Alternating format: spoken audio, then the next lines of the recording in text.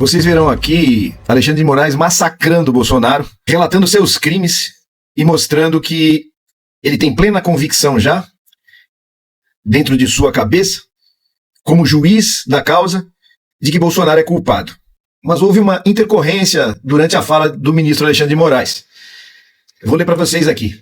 O desembargador aposentado Sebastião Coelho foi detido pela Polícia Judicial do STF, Supremo Tribunal Federal, em flagrante delito por desacato e ofensas ao tribunal. Ele é advogado de Felipe Martins, ex-assessor de Jair Bolsonaro. Vejam que esse ex-juiz, desembargador, por muito tempo arbitrou causas, sendo que é um fanático, mostrou ser uma vergonha à profissão, desonrou o seu papel de advogado, assim como desonrou o seu passado de desembargador, atacando ao ministro Alexandre de Moraes. E também houve outra intercorrência de um estúpido que vocês já conhecem muito bem, o ex-presidente Jair Bolsonaro, em que ele posta uma ironia ao ministro Alexandre de Moraes nas redes sociais. Vou ler para vocês. Ele mencionou o jogo da seleção brasileira contra a Argentina, hoje usou a figura do juiz de futebol para atacar Moraes. Abre aspas. Já no meu caso, juiz apita contra antes mesmo do jogo começar. Ironizou o ex-presidente. É desrespeitoso, é sem vergonha. É aí que você vê a ética moral desse sujeito. Tem que ser preso. Tá ali, é um rato, é um fujão, não assumiu o que fez. Ao invés de bater no peito e falar, não, planejei mesmo o golpe porque eu tenho uma convicção, eu tenho sim um princípio que me norteia e eu vou lutar pela minha causa. Não, é um rato de esgoto que fica ali em frente ao Alexandre de Moraes, postando ironias. Mas nós vamos rir tanto. Assistam o vídeo, Alexandre de Moraes não deixa margem para esse vagabundo, ele vai para cima. Muito 10, vale a pena, gente, assistam inteiro, porque é histórico. Nós estamos fazendo parte de um momento histórico muito importante do nosso país. Beleza? Vamos lá. Presidente, trata-se aqui de denúncia oferecida em face de Jair Messias Bolsonaro pelos crimes de liderar organização criminosa armada, tentativa de abolição violenta do Estado de Direito, golpe de Estado, dano qualificado pela violência e grave ameaça contra o patrimônio público, deterioração de patrimônio tombado, observadas ainda as regras do concurso de pessoas e concurso material. Além de denúncia oferecida em face de Alexandre Ramagem, Almir Garnier Santos, Anderson Gustavo Torres, Augusto Heleno Ribeiro Pereira, Mauro César Barbosa Cid, Paulo Sérgio Nogueira de Oliveira, Walter Souza Braga Neto. Em relação a todos esses, a denúncia foi oferecida pela prática das condutas de organização criminosa armada, tentativa de abolição violenta do Estado Democrático de Direito, golpe de Estado, dano qualificado pela violência e grave ameaça e deterioração do patrimônio tombado, também sobre as regras do concurso de pessoas e concurso material. De acordo com a denúncia oferecida pela Procuradoria-Geral da República, os fatos criminosos são, ou a descrição dos fatos criminosos, a descrição é a seguinte. Diz a Procuradoria-Geral da República: a responsabilidade pelos atos lesivos à ordem democrática recai sobre organização criminosa liderada por Jair Messias Bolsonaro, baseada em projeto autoritário de poder, enraizada na própria estrutura do Estado e com forte influência de setores militares. A organização se desenvolveu em ordem hierárquica e com divisão das tarefas preponderantes entre seus integrantes. Jair Messias Bolsonaro, junto com Alexandre Rodrigues Ramagem, Almir Garnier Santos, Anderson Gustavo Torres, Augusto Heleno Ribeiro Pereira, Paulo Sérgio Nogueira e Walter Souza Braga Neto, continua a Procuradoria-Geral da República, integrantes do alto escalão do governo federal e das Forças Armadas, formaram o núcleo crucial da organização criminosa, mesmo tendo havido adesão em momentos distintos. Deles partiram as principais decisões e ações de impacto social que serão narradas nessa denúncia. Mauro César Barbosa Cid, embora com menor autonomia decisória, também fazia parte desse núcleo, atuando como porta-voz de Jair Messias Bolsonaro e transmitindo orientações aos demais membros do grupo. Na sequência, a Procuradoria-Geral da República continua. A natureza estável e permanente da organização criminosa é evidente em sua ação progressiva e coordenada que se iniciou em julho de 2021 e se estendeu até janeiro de 2023. As práticas da organização caracterizaram-se por uma série de atos dolosos ordenadas a abolição do Estado Democrático de Direito e a deposição do governo legitimamente eleito. A ação coordenada foi a estratégia adotada pelo grupo para perpetrar crimes contra as instituições democráticas, os quais não seriam viáveis por meio de um único ato violento. A complexidade da ruptura institucional demandou um iter criminis mais distendido, em que se incorporavam narrativas contrárias às instituições democráticas, a promoção de instabilidade social e a instigação e cometimento de violência contra os poderes em vigor. A consumação do crime do artigo 359-M do Código Penal, tentar depor, por meio de violência ou grave ameaça, o governo legitimamente constituído, ocorreu por meio de sequência de atos que visavam romper a normalidade do processo sucessório. Esse propósito ficou evidenciado nos ataques recorrentes ao processo eleitoral, na manipulação indevida das forças de segurança pública para interferir na escolha popular, bem como na convocação do alto comando do Exército para obter apoio militar à decretação que formalizaria o golpe. Continua a Procuradoria-Geral da República expondo que a organização criminosa seguiu todos os passos necessários para depor o governo legitimamente eleito, objetivo que, buscado com todo empenho e realizações de atos concretos em seu benefício, não se concretizou por circunstância que as atividades dos denunciados não conseguiram superar a resistência dos comandantes do Exército e da Aeronáutica às medidas de exceção. Os denunciados também encadearam ações para abolir violentamente o Estado Democrático de Direito. Minaram em manobras sucessivas e articuladas os poderes constitucionais diante da opinião pública e incitaram a violência contra suas estruturas. As instituições democráticas foram vulneradas em pronunciamentos públicos agressivos e ataques virtuais, proporcionados pela utilização indevida da estrutura de inteligência do Estado. O ímpeto de violência da população contra o Poder Judiciário foi exacerbado pela manipulação de notícias eleitorais baseadas em dados falsos. Ações de monitoramento contra autoridades públicas colocaram em risco iminente o pleno exercício dos poderes constitucionais. Os alvos escolhidos pela organização criminosa somente não foram violentamente neutralizados devido à falta de apoio do alto comando do Exército ao decreto golpista, que previa expressamente medidas de interferência nos poderes constitucionais. As ações progressivas e coordenadas da organização criminosa culminaram no 8 de janeiro de 2023. Ato final voltado à deposição do governo eleito e à abolição das estruturas democráticas. Os denunciados programaram essa ação social violenta com o objetivo de forçar a intervenção das Forças Armadas e justificar um estado de exceção. A ação planejada resultou na destruição, inutilização e deteriorização de patrimônio público, incluindo bens tombados. Todos os denunciados, diz a Procuradoria-Geral da República, em unidade de desígnios e divisão de tarefas, contribuíram de maneira significativa para o projeto violento de poder da organização criminosa, especialmente para a manutenção do cenário de instabilidade social que culminou nos eventos nocivos. A organização criminosa, por meio de seus integrantes, direcionou os movimentos populares e interferiu nos procedimentos de segurança necessários, razão pela qual responde pelos danos causados, conforme o artigo 163, parágrafo único 1, 3 e 4 do Código Penal. É importante, diz a Procuradoria-Geral da República, dar relevo a que os tipos penais dos artigos 359-L e 359-M do Código Penal referem-se a crimes de atentado, que prescindem do resultado naturalístico para se consumar. A concretização desses tipos é verificada pela realização de atos executórios que serão detalhados a seguir, voltados a um resultado doloso, mesmo que este não tenha sido alcançado por circunstâncias alheias à vontade do agente. Ainda conclui a Procuradoria-Geral da República, em resumo, que evidenciou-se que os denunciados integraram a organização criminosa cientes de seu propósito ilícito de permanência autoritária no poder.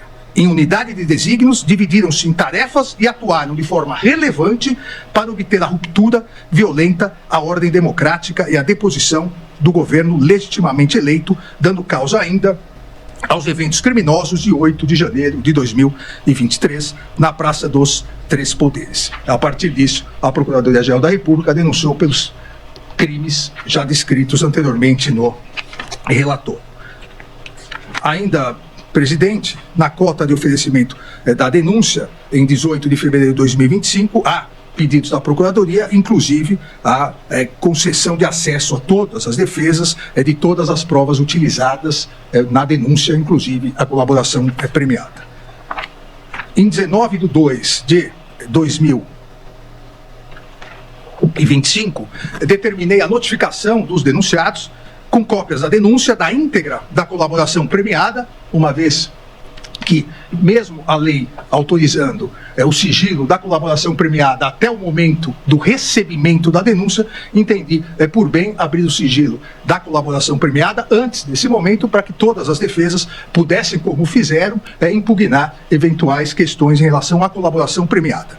E então a notificação dos denunciados com cópias da denúncia, da íntegra da colaboração premiada e da decisão e da minha decisão, para oferecimento de respostas no prazo de 15 dias, como determina expressamente o artigo 4º da Lei 8.038 de 1990, que rege os procedimentos nos tribunais superiores e no Supremo Tribunal Federal. Assim como já me adiantei, determinei o levantamento do sigilo da petição 11767, no qual foi homologado o acordo de colaboração premiada, firmado entre a Polícia Federal e Mauro César Barbosa Cid.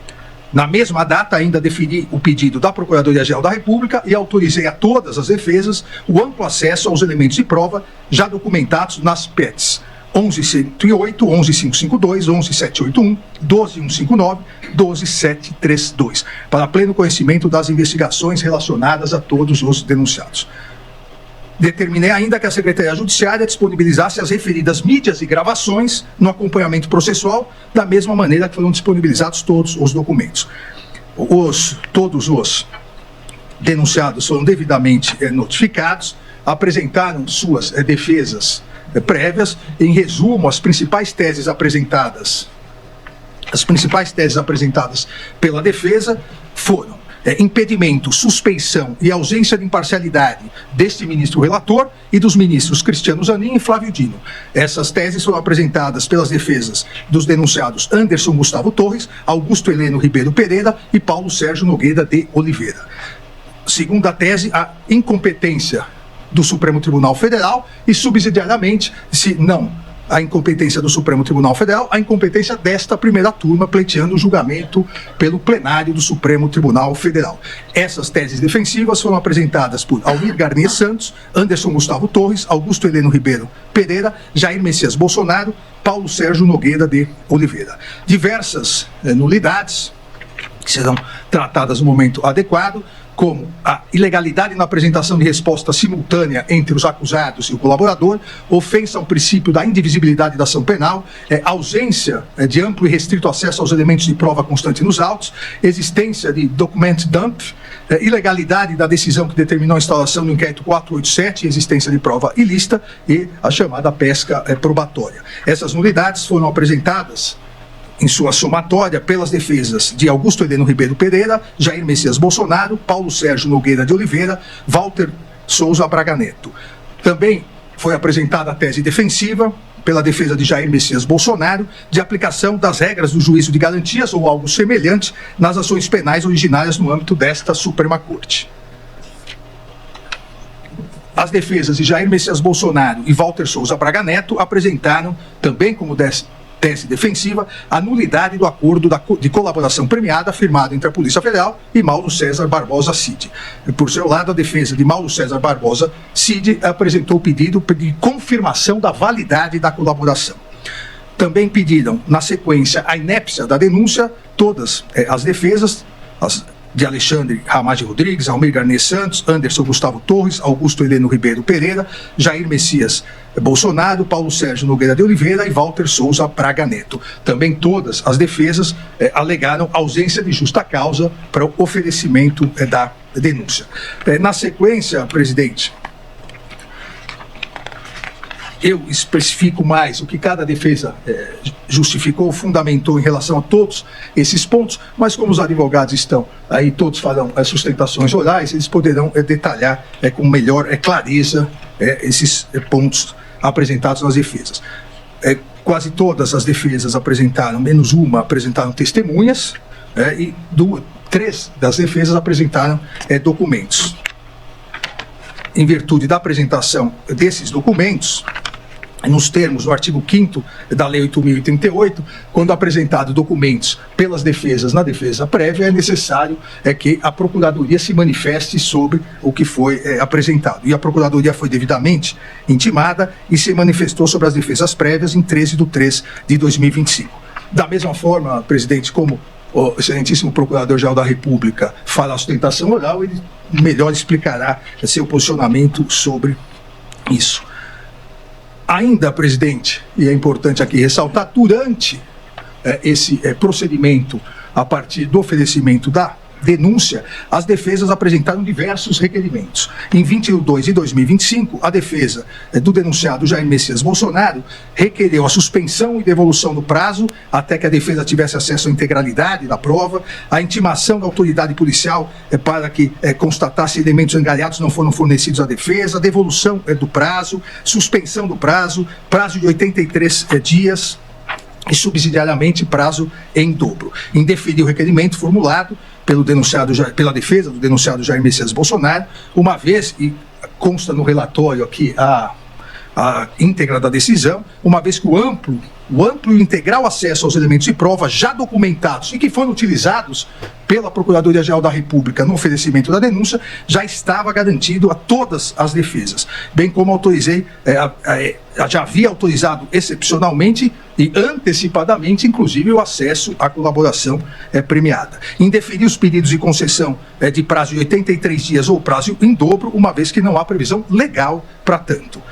Ainda, presidente, indeferir o pedido formulado pela defesa em relação à ausência de provas, ausência de acesso a provas, inclusive em despacho realizado no dia 26 de fevereiro de 2025, no Salão Branco dessa Suprema Corte, com o advogado de Jair Messias Bolsonaro, que não teria tido acesso à comunicação entre Mário Fernandes e Mauro César Barbosa Cid, detalhei na decisão, inclusive indicando o acesso, onde estava o acesso, repito, utilizado e juntado nos autos e utilizado pela Procuradoria-Geral da República para o oferecimento da denúncia. E transcrevo no relatório todo esse acesso, um tutorial de acesso às provas que a defesa diz não ter tido acesso. Da mesma forma, em 25/2/2025, a defesa de Walter Souza Braga Neto fez os mesmos requerimentos, tanto em relação a um suposto a inexistência de um suposto não acesso, não acessibilidade às provas, quanto de uma devolução do prazo ou prazo em dobro. Da mesma forma, com os mesmos fundamentos em deferir, consta no relatório detalhadamente as questões de indeferimento, que deixarei de ler, presidente, uma vez que essa é uma das teses defensivas e, no momento adequado, na votação, eu detalharei mais especificamente. As defesas de Jair Messias Bolsonaro e Walter Souza Braga Neto interpuseram agravo regimental contra as decisões de indeferimento, abrir vista aos autos para a Procuradoria-Geral da República, mas vamos decidir hoje essas questões. Em conclusão, presidente, em 13/3/2025, após a apresentação das respostas pelas defesas dos acusados, assim como a manifestação da Procuradoria-Geral da República, solicitei, nos termos do artigo 234 do Regimento Interno do Supremo Tribunal Federal, a Vossa Excelência, dia para julgamento presencial para deliberação sobre a denúncia oferecida pelo Procurador-Geral da República em face do denominado Núcleo 1, o núcleo da organização criminosa que, baseado em projeto autoritário, enraizada na estrutura do Estado e com forte influência de setores militares, com divisão de tarefas e com uma série de atos dolosos, visou a abolição do Estado Democrático de Direito e a deposição do governo legitimamente eleito. A denúncia oferecida em face de Alexandre Ramagem, Almir Garnier Santos, Anderson Gustavo Torres, Augusto Heleno Ribeiro, Jair Messias Bolsonaro, Mauro César Barbosa Cid, Paulo Sérgio Nogueira de Oliveira e Walter Souza Braga Neto. A presidência da primeira turma agendou as sessões extraordinárias.